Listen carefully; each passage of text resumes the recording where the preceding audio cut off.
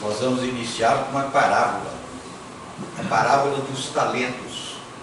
Lembrando que Jesus ele se utilizava muito de parábolas para nos ensinar situações do mundo espiritual. Quando nós queremos trazer as parábolas para o mundo material, fica muito difícil e não é a realidade. Quando nós recordamos a parábola dos talentos, o título já nos chama a atenção. Talentos? O que é o talento? Bem, nós entendemos o talento como sendo a facilidade que uma pessoa tem em determinada área.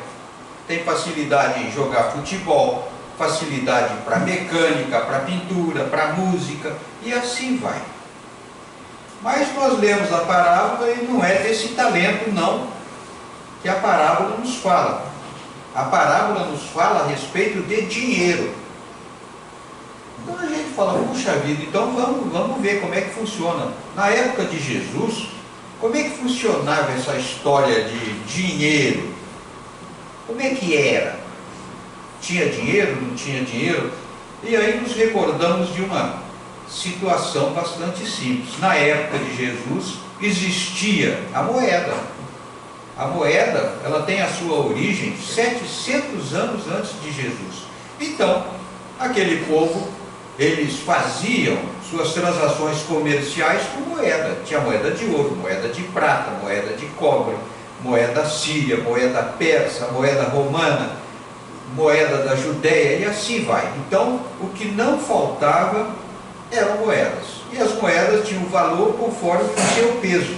Esse era o valor da moeda. Mas a parábola dos talentos, ela está no Evangelho de Mateus. E quando nós procuramos em outros evangelhos, nós vamos encontrar a parábola no Evangelho de Lucas. Só que uma pequena alteração. No Evangelho de Lucas, ela não se chama parábola dos talentos. Ela se chama parábola das 10 minas. E nós já mas por que Lucas de repente mudou essa história, né? Que o primeiro evangelho foi o de Mateus, Lucas veio depois. E Lucas trocou. Bem, vamos começar a compreender essa história então. Naquela época as moedas mais comuns, é claro, era a romana. O romano trazia moeda, e as moedas que ele trazia, mais conhecida, era o denário. O denário era uma moeda de prata, e essa moeda ela tinha uma situação interessante. Um dos lados da moeda trazia a esfinge do imperador romano. E naquela época o imperador romano era Tibério. Então, quando trocava o imperador, eles trocavam a moeda. Então ali estava a esfinge de Tibério. Jesus ele fez várias referências ao denário. Numa delas, ele nos mostra que dai a César o que é de César. Isso aí é uma passagem também em que o denário se faz presente. Uma outra moeda muito comum era o dracma. O dracma já era uma moeda grega, uma moeda de prata. Jesus também faz referência algumas vezes ao dracma. Existiam outras moedas, mas essas duas eram realmente as mais importantes. Vamos lembrar ainda que uma moeda que todo mundo queria era o dárico. O dárico era uma moeda grande de ouro. Então, uma moeda pesada tinha um valor muito grande. Agora, a gente fica, puxa vida, mas o pessoal precisava andar então com um saquinho carregando as moedas. Dependendo da quantidade, você precisava carregar sim. E digamos, R$1.000 hoje, não é difícil nós carregarmos R$1.000. Naquela época era um monte de moeda de prata.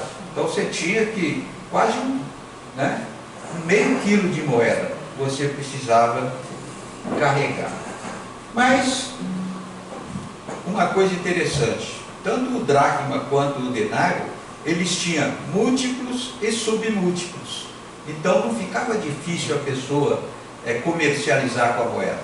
Então, dracma e o denário, múltiplos, submúltiplos, igual nós temos hoje. Nós temos o real, os múltiplos são o papel, as moedas de papel, que não é uma moeda, né? É o dinheiro de papel, e os submúltiplos são as moedas que nós conhecemos. Eles tinham a mesma coisa. Então não tinha muito problema não. Mas a gente vai lendo, vai pesquisando isso, mas ainda não apareceu a história do talento. Ainda não encontramos o talento. Não tinha nenhuma moeda chamada talento. E também nenhuma moeda chamada mina. Mas aí a gente descobre que o talento e a moeda era para quantidades grandes. O talento só era utilizado para quantidades assim de 40 quilos, 20 quilos. E a mina era para quantidades até 1 quilo. A mina era para pouca quantidade. Então, eram medidas de peso. Eram medidas de peso. Aí a gente lembra de um outro detalhe. Para ter a medida de peso, você precisa da balança. Balança, aquele povo tinha há 3.000 anos. A balança começou lá no Egito. Então, a balança que aquele povo tinha era de alguma precisão. Então, eles tinham balança e aquele pessoal podia pesar sem problema nenhum. Ainda voltando ao talento, o talento ele variava muito. Em cada lugar, o talento tinha um valor. E o talento podia ser de prata, podia ser de cobre, podia ser de ouro. E algumas vezes eles chamavam o talento de talento forte e talento fraco. Então, forte era o talento completo, fraco era meio talento. Mas, isso tudo que para nós parece meio complicado, lá naquela época era fácil. O pessoal sabia que existia esse talento, mas pouquíssimas pessoas tinham acesso ao talento. Mesmo porque o talento de ouro, por exemplo, um talento de ouro, um talento de 20 quilos, olha, nem é muito talento. 20 quilos de ouro, um talento de ouro, é um talento fraco, ele tinha um valor hoje, se nós trouxéssemos para os dias atuais, de 4 milhões de reais. Então, não tem, ninguém usa um talento, né? Mas esse peso do talento, ele variava muito, dependendo da época, dependendo também da quantidade que você ia usar, mas existia esse talento. E a mina, a mesma coisa. Nós percebemos que Lucas, ele parou de usar o talento e chamou aquilo de mina. A mina é a mesma coisa, mas a mina era para quantidades menores, até 1 quilo. Então, a mina era uma situação que aquele povo conhecia. Todo mundo sabia o que era uma mina de dinheiro, o valor, quanto pesava. E isso era utilizado nas transações comerciais. Sem contar também que os reis, os comerciantes, os romanos, eles precisavam da moeda. Bem, já compreendemos já como é que funcionava essa história. Agora nós vamos lembrar assim rapidamente dessa parábola, que é uma parábola bastante simples, mas ela nos mostra muita coisa a respeito do mundo espiritual. Então diz a parábola que um homem, ele ia viajar, e ele entregou os seus bens aos servos. Chamou 3 servos e distribuiu os seus bens a esses servos. A um, ele deu 5 talentos. Ao outro, ele deu 2 talentos. E ao outro, ele deu 1 talento. E diz assim, segundo a capacidade de cada um. Quem tinha mais capacidade, recebeu mais. Menos capacidade, recebeu 1 talento. E esse senhor foi viajar, foi-se embora, e demorou muito para voltar. E quando ele voltou, ele chamou os servos para prestação de contas. Então aquele que recebeu 5, ele trabalhou com esses 5, comercializou com esses 5 talentos e ganhou outros 5. Então ele tinha 10. Aquele que tinha 2, a mesma coisa. Ele trabalhou e ganhou outros 2. E aquele que tinha 1, ele simplesmente enterrou aquele dinheiro, aquele talento. Fez um buraco no chão e enterrou, pronto. Então, quando o homem veio, ele só tinha um talento. Não, está aqui. O talento que eu recebi está aqui, pronto. Bem, o que é que esse senhor fez? Aquele que ganhou 5 e aquele que ganhou 2, eles foram elogiados. E esse senhor disse assim para eles: como vocês são fiéis nas pequenas coisas, vocês terão responsabilidade sobre coisas maiores. Então, fiel nas pequenas coisas, vai continuar a responsabilidade para coisas maiores. E aquele que teve um talento, entregou um talento, esse então é um mau trabalhador, um mau servo. E ele diz que é para tirar o talento desse e dar para aquele que tem 10. E Jesus, ele diz ainda assim, o Senhor disse que era para pegar esse trabalhador inútil e lançá-lo às trevas. E completa a parábola dizendo, a qualquer que tiver, mais lhe será dado, e ao que não tiver, o que ele tem lhe será tirado. Pronto, é a parábola. E nós ficamos, puxa vida, quanta coisa tem nessa parábola, né? Então a gente precisa lembrar que isso aqui é para o mundo espiritual, não é para o mundo material. Para o mundo espiritual nós sabemos que quem viaja não é Deus, não é o homem, o patrão que viaja. Quem viaja somos nós, os encarnados. É a reencarnação. Nós saímos do mundo espiritual e reencarnamos no mundo material. E isso nós já fizemos várias vezes. Mas tem um detalhezinho que às vezes a gente não para pensar. Quando nós estamos aqui encarnados, nós somos controlados pelo governo. Vocês já viram? Nós temos carteira de identidade, temos título de eleitor. Quando você nasce, você tem que fazer certidão de nascimento, carteira de trabalho, e assim vai. Você tem um monte de situações em que você é controlado pelo governo. O governo sabe onde você mora, ele sabe tudo a teu respeito. E no mundo espiritual, como é que faz? Olha, o mundo espiritual, ele está muitos anos à nossa frente. Nós somos cidadãos do mundo espiritual. Estamos aqui de passagem. Então, o que acontece? Se aqui nós temos esse controle, que é até um controle grande, no mundo espiritual é muito maior. O mundo espiritual tem um controle exagerado a respeito de cada um de nós. O mundo espiritual sabe de onde viemos, ele sabe o que estamos fazendo, ele sabe o compromisso que nós assumimos, ele sabe quando é que nós vamos voltar, o que nós vamos fazer. Ou seja, o mundo espiritual, eles sabem tudo a nosso respeito. Então não podemos nos esquecer disso. Falar, eu volto para o mundo espiritual e lá. Não. Você vai voltar para o mundo espiritual e vão estar te esperando. E conforme aquilo que você fez, você vai encontrar algumas coisas boas ou algumas coisas que não são muito boas. Bem, então essa viagem somos nós que fazemos através da reencarnação, e os bens que recebemos, aliás, nós recebemos muita coisa. Os bens que recebemos são as condições para reencarnar.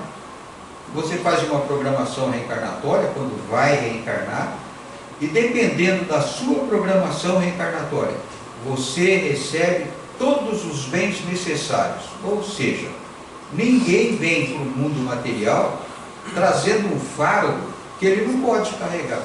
Ele saiu do mundo espiritual com todas as condições de carregar aquele fardo. Então não vai ser difícil. Isso acontece com todo mundo. Então não podemos reclamar do fardo que estamos carregando. Ou nós estamos aumentando o peso desse fardo, ou alguma coisa nós não estamos realizando. Aquela história de segundo a capacidade de cada um. Também no mundo espiritual é assim. Quem tem mais evolução vai receber missões de maior responsabilidade. Quem tem menos habilidade, ou menos capacidade, ou menos evolução, ele vai receber uma missão mais fácil. Quando nós falamos de missão, essa missão diz respeito às provas e às situações, de um modo geral, que essa criatura vai desenvolver. Bem, o acerto de conta. O mundo espiritual está sabendo tudo a nosso respeito. Quando chegamos no mundo espiritual, a nossa própria consciência já nos diz o que fizemos de certo e o que fizemos de errado. Sem contar que o mundo espiritual sabe tudo a nosso respeito. E aí nós encontramos aquele que tinha 5 talentos, ganhou mais 5, aquele que tinha 2 ganhou mais 2. Essas pessoas tiveram êxito na programação reencarnatória. O que eles tinham assumido, eles cumpriram. O que eles precisavam fazer, eles fizeram. Então, dentro da programação, esse indivíduo, ele está sendo aprovado. Ele foi aprovado, agora ele foi aprovado novamente. O que vai acontecer com ele? Vão receber missões de maior responsabilidade, é claro. E aquele outro que recebeu só uma e devolveu só uma? Esse estacionou. É a pior situação que pode acontecer quando a criatura sai do mundo espiritual e vem para o mundo material. É ela chegar aqui e não crescer nada, ela estacionar. Regredir não vai acontecer, nós não regredimos. A pior situação é a pessoa estacionar no mundo material. Quando ela estaciona no mundo material, o que vai acontecer? Ela volta para o mundo espiritual e descobre que vai ter que voltar novamente para cumprir aquela missão que ficou para trás. Pronto. As provas e expiações que ela não realizou, ela vai realizar. Então, a oportunidade reencarnatória para essa pessoa vai demorar muito. Vai demorar muito para ela ter uma oportunidade. Agora, aquele que realmente ele está sempre aproveitando as oportunidades, ele vai continuar recebendo novas oportunidades. Então, quando nós encontramos a passagem que é para tirar o que ele tem, as oportunidades que aquela criatura tem vão ser tiradas, vão dar oportunidade para aquele que está crescendo. Aquele que estacionou vai continuar no mundo espiritual por mais um tempo, até surgir uma nova oportunidade. Tá bom, pessoal? Então vamos contar mais uma historinha. Jesus, nós sabemos, ele morava do lado do lago. O lago de Cafarnaum, o lago de Genezaré, mar de Tiberíades, é a mesma coisa. Agora, esse grande lago, que tinha aproximadamente 25 quilômetros por 13 quilômetros, do lado oeste é uma praia. É uma praia. E ali é que nós vamos encontrar um monte de cidadezinhas, como Betsaida, Corazim, Cafarnaum, Magdala, Tiberíades. O único que continua existindo é Tiberíades. Essas outras aqui não existem mais, não. Mas Jesus morava ali na praia. Era uma área bastante povoada, que existiam outras povoações, outros lugares. E o pessoal ali de Cafarnaum, olhando lá na frente, tentando ver o outro lado do lago, ele vê um imenso paredão. Porque o lago de Cafarnaum, ele fica abaixo do nível do mar. Ele fica aproximadamente 500 metros abaixo do nível do mar. E de um lado ele tem praia, do outro lado é um paredão imenso. Em cima desse paredão tinha uma cidade. Aliás, do outro lado do mar existia várias cidades. Exatamente por isso aquela região se chamava Decápolis, porque existia 10 cidades que não estavam sob o jugo romano. Os romanos não tinham interesse naquela cidade, então elas estavam lá. E Jesus, ele certo dia resolveu que ele queria ir lá. Ele pouquíssimas vezes foi para o outro lado do lago. Uma maneira de ir para o outro lado do lago era andar de a pé, contornar o lago e chegar do outro lado, ou seja, uma caminhada muito grande. Ou então ir de barco. Só que quando você ia de barco, tinha um pequeno problema. Quando você chegava do outro lado, se defrontava com um paredão daquele, não tinha onde você atracar o barco. Você tinha que ficar procurando o local e atracar o barco. E depois você tinha que subir aquele paredão, que era outra situação muito difícil, subir um paredão daquele jeito. Mas Jesus resolveu que ele queria ir para o outro lado, e os apóstolos, então vamos para o outro lado. Aprontaram o barco, era barco de pesca, barco pesado, e de noite eles saíram de Cafarnaum e foram para o outro lado. Jesus se acomodou ali no barco, escolheu um lugarzinho e pegou no sono, dormiu. E os apóstolos remando aquele barco. Os apóstolos, eles estavam acostumados com o mar, menos Judas. Judas não estava acostumado com o mar. E Está tudo bem, vai seguindo normalmente, o céu azul, tudo bonito. Mas de repente o tempo começou a mudar, começou a ventar, começou a chover, e aquilo se transformou numa tempestade. E aquele barco era levado para cima, as ondas enormes. Os apóstolos continuavam remando, menos Lucas. Lucas ficou apavorado, ele nunca tinha visto aquilo. E ele foi lá e acordou Jesus. Ó, mestre, dá um jeito aqui que esse barco vai virar e nós vamos morrer. Jesus acordou, foi na beirada ali, viu o que estava acontecendo, e Jesus parece que ficou conversando com alguém. E dizem o Evangelho que Jesus conversava com a tempestade. Meio difícil isso, né? Como que está conversando com a tempestade? Mas Jesus realmente estava conversando com alguém. E aí nos lembramos que o mundo material e o mundo espiritual, ele é controlado pelo mundo espiritual. Existem espíritos com a missão de controlar a natureza, controlar a água, a terra, o ar, o fogo, controlar os animais, e assim sucessivamente. Jesus estava conversando ou estava reclamando ali daquela situação, e ele pede a esses encarregados ali do mar que eles acalmassem, e realmente o mar foi se acalmando, e eles continuaram a viagem. Quando eles chegaram do outro lado, bem, já encontraram o primeiro problema. Eles tinham que subir aquilo lá, atracaram o barco, mas tinham que subir. Olha, não foi fácil subir aquele paredão não, mas conseguiram subir o paredão e chegaram lá em cima. Do outro lado já se avistava a cidadezinha, né? A cidade, ela estava ali bem próxima, era a cidade de Gadara. Então Jesus foi caminhando em direção à cidade, e de repente ele percebe que um homem vem em sua direção. Aquele homem estava nu, estava machucado, estava maltratado. Olha, aquele homem estava em situações difíceis, e ele veio bem na direção de Jesus. E Jesus pergunta para ele: qual o seu nome? E ele responde: meu nome é Legião. Aquele homem estava envolvido por muitos espíritos, por isso mesmo ele diz Legião. E Jesus simplesmente ordena aqueles espíritos que abandonem aquele homem. E do lado tinha vários porcos, aquele monte de porco por ali, rodando por ali. Aí a gente fala: puxa, mas judeu não cria porco. Aliás, judeu nem come carne de porco. Eles não eram judeus, exatamente por isso é que ninguém ia visitar aquele povo.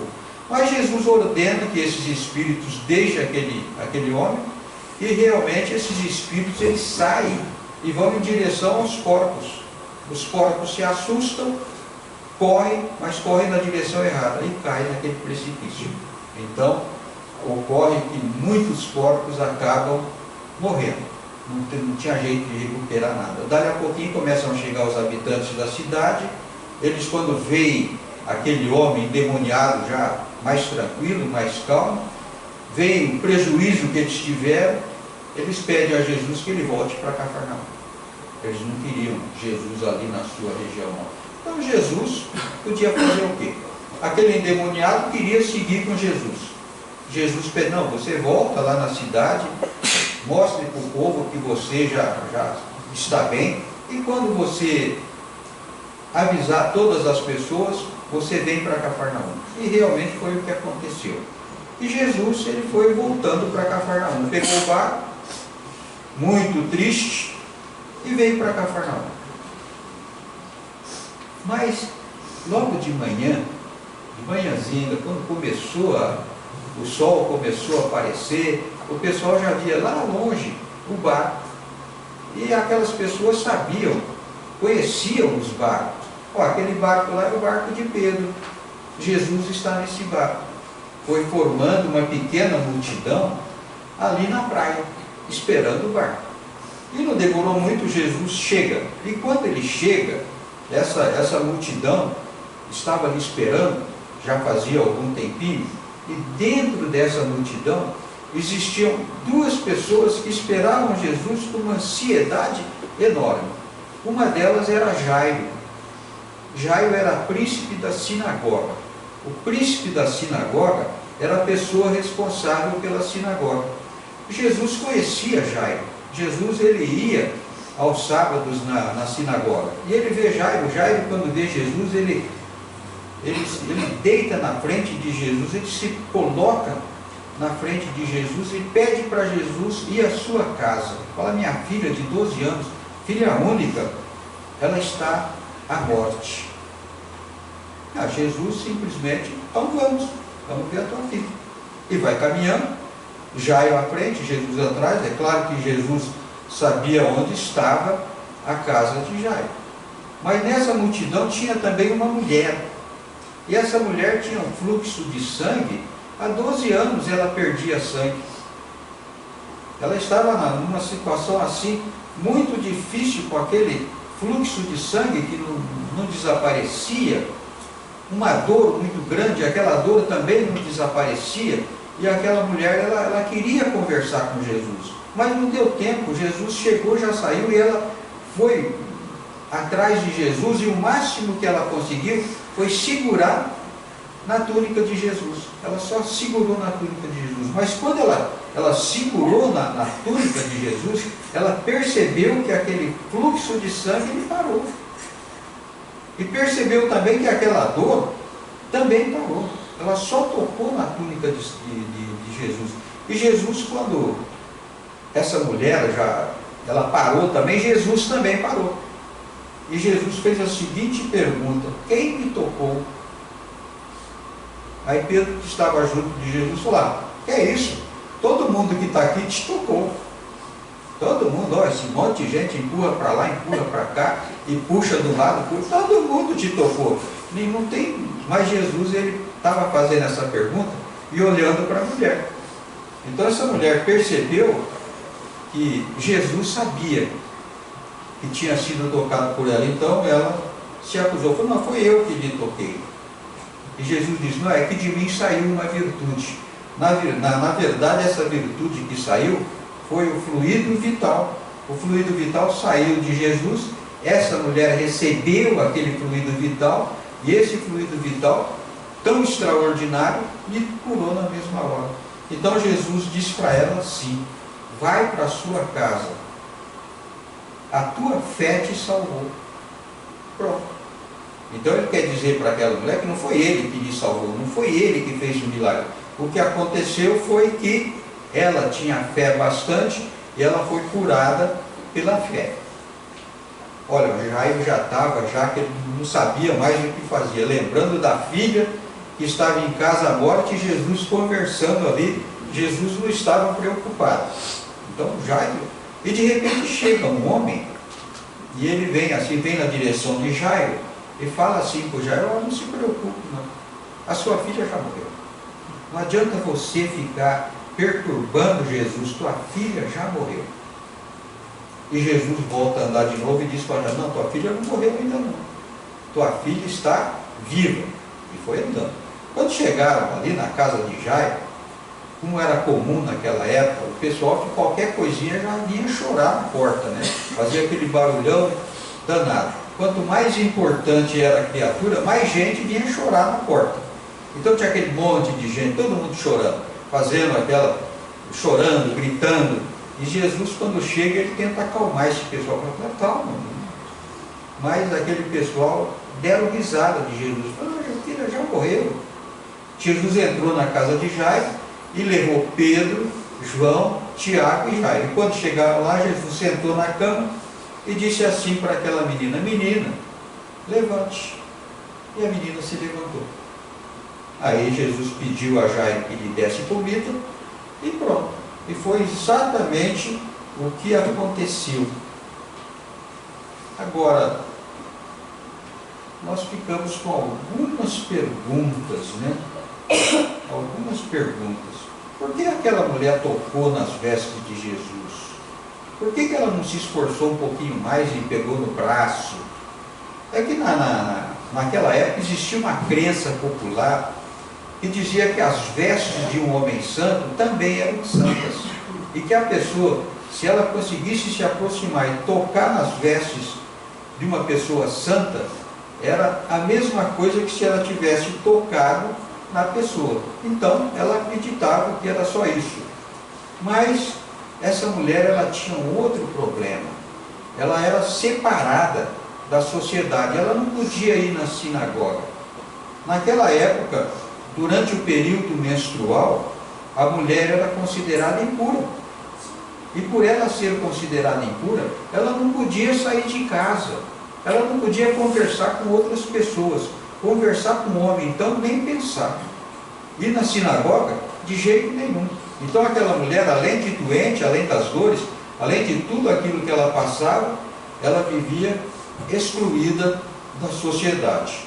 Como é que ela sentiu que estava curada? Ela sentiu, parou a dor, ela sentiu que aquele fluxo de sangue se acabou, e ela só se lembrava que Jesus lhe disse que a sua fé se salvou.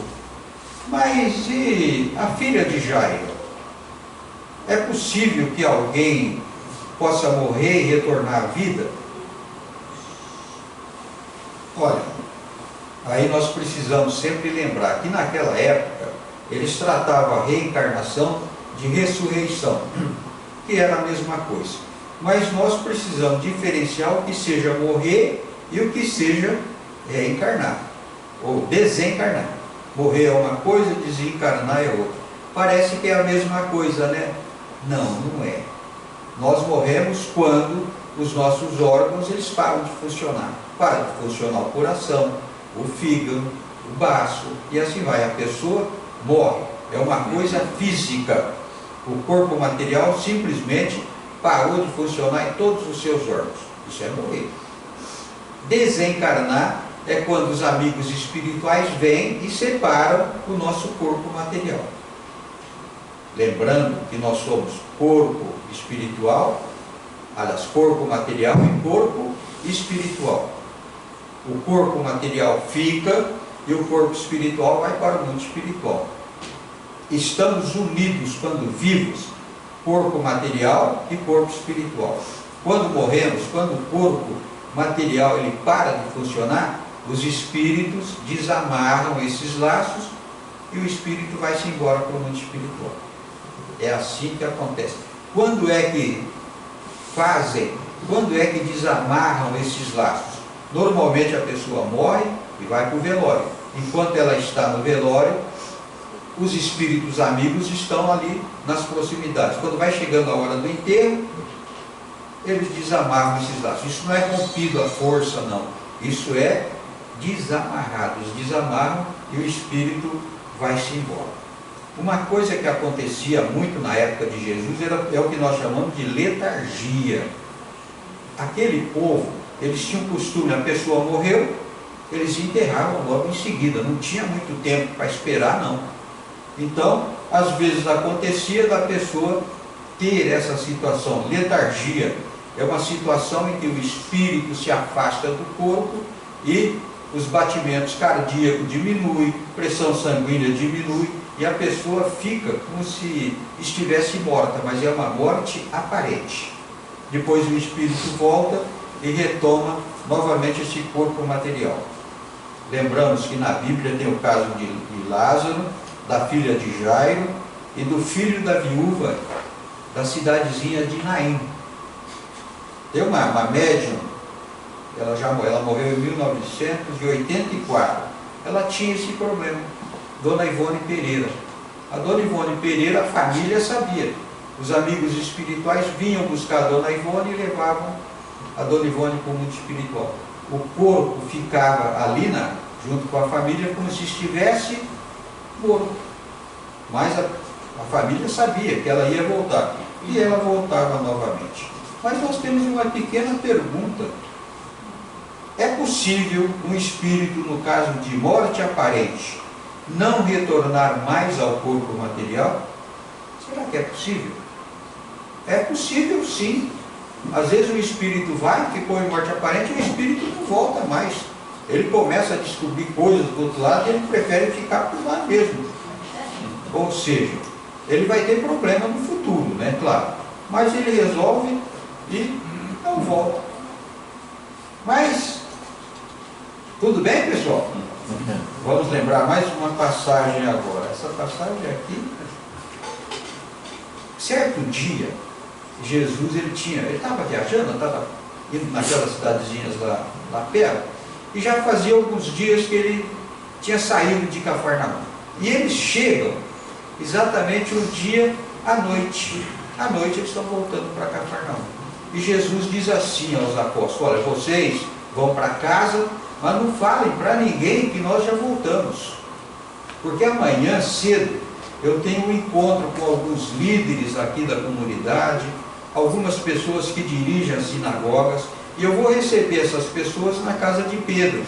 Então, não fala nada para ninguém, senão o povo vai tudo lá ao redor da casa, eu não vou poder conversar com esse pessoal. Mas também, então não vamos falar nada, cada um foi para a sua casa. Jesus foi para a casa de Pedro, e no outro dia de manhã Jesus acorda, a casa estava cercada. Aquele povo já sabia que Jesus estava presente, então já fizeram uma fila. E Jesus começou a atender aquele pessoal. Pô, enquanto não chegam as pessoas com quem eu tenho que conversar, eu vou atender esse pessoal, eu vou atendendo. E ele vai atendendo. Não distante dali tinha um homem, ele era paralítico, ele não podia andar, e ele vivia em cima de uma cama. E ele pediu para os amigos que ele queria ver Jesus. E os amigos falaram: então vamos te levar. E levaram ele junto com a cama. Pegaram a cama e levaram. E quando chegaram ali na casa de Pedro, eles falaram: mas olha o tamanho da fila, nós temos que ir trabalhar, não podemos ficar com você aqui. Então eles deram volta na casa e descobriram que era possível subir no telhado. Então eles subiram no telhado, puxaram com uma corda daquele homem junto com a sua cama, afastaram umas telhas.